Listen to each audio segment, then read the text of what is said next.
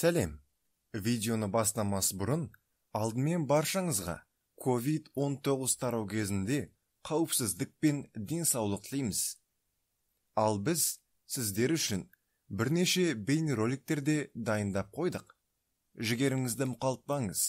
Біз бұл індетпен бірге күресеміз. Қазір әрбіріміз үшін ең маңыздысы пандемиямен күрес кезінде өзіміздің тарапымыздан қолымыздан келетін шараларды қолға алу.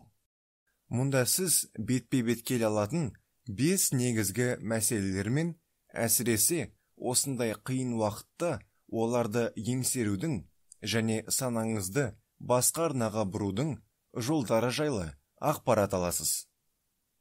Біріншіден, карантинда болу. Коронавирусқа байланысты көптеген елдерде жұмыс орындары мен мектептерді тоқтатты және барлығына өз қауіпсіздігі үшін үйде болуға кеңес берді. Оқшаулануға бастапқыда бейімделу қиын болуы мүмкін, бірақ мен үйде тұрып қалдым деп ойлаудың орнына, мен өз үйімде қауіпсіздікте отбасыммен бірге уақыт өткізе аламын деген позитивті ойлар жайлы сөз тарқатыңыз. Ал егер сіз жалғыз болсаңыз, қол өнермен айналысуды жалғастыра аласыз, немесе жаңа дағдыларды игеруге уақытыңызды жұмсай аласыз. Сондай-ақ сіздің бақшаңызға үй жануарларыңызбен ойнау және отбасыңызбен қайта қосылуды үйренетін жаңа пісіру рецептерін үйрену сияқты нәтижелі нәрсені жасауға тырысыңыз. Екіншісі, жұғу қаупі.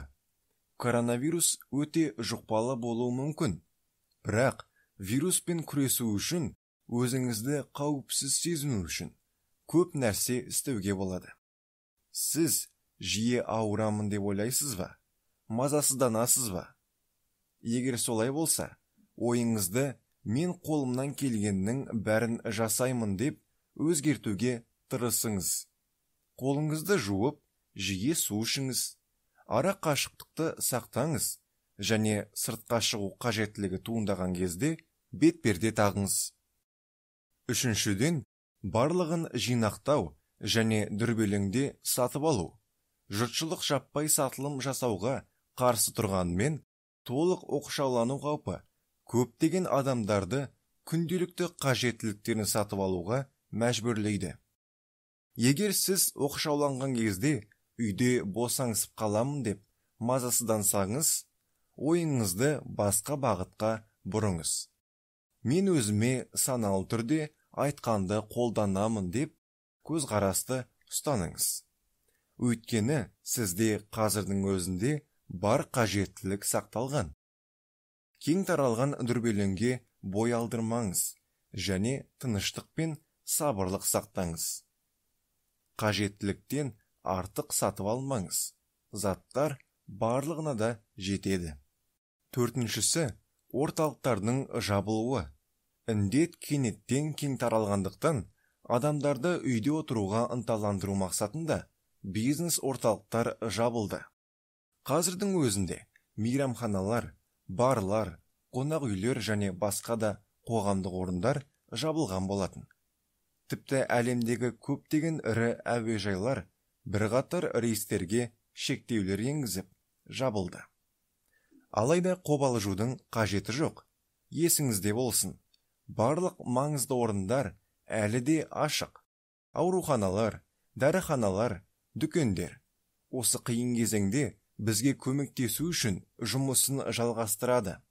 Сондықтан, егер сізге медициналық көмек немесе үй шаруашылығыңыз үшін қосымша жабдықтар қажет болса, оны алу қиындық туғызбайды. Бесіншісі, белгісіздік. Белгісіздікті сезінумен қалған мәселелермен бетпе-бет кезігуде тұрған ештеңе жоқ. Бірақ осындай жағдайда тыныштық пен болашаққа деген үмітті сақтап қалу өте маңызды. Денсаулық сақтау саласында қызметкерлер сырқаттарды емдеу үшін. Әлемнің түкпір-түкпіріндегі ғалымдар вирусқа қарсы вакцина жасау үшін және билік өкілдері қоғамдық күйзелістің алдын алу үшін тынбай еңбек етіп жүр. Жағдайды қолымызда ұстай алмайтындығымызға қарамастан, өзіміздің қолымыздан келетін шараларды жасау керек. Мұндай шаралар жайлы ақпаратты тек тексерілген дерек көздерден жинаңыз. Өзіңізді күтіңіз. Өзіңізді жайсыз сезінсеңіз, дем алыңыз, жаңалықтардан хабардар болыңыз. Ал сіз қалай пандемиямен күресіп жүрсіз? Сіздермен бірге болған Әсер Войс, ғаламның шексіз қырын бірге танайық.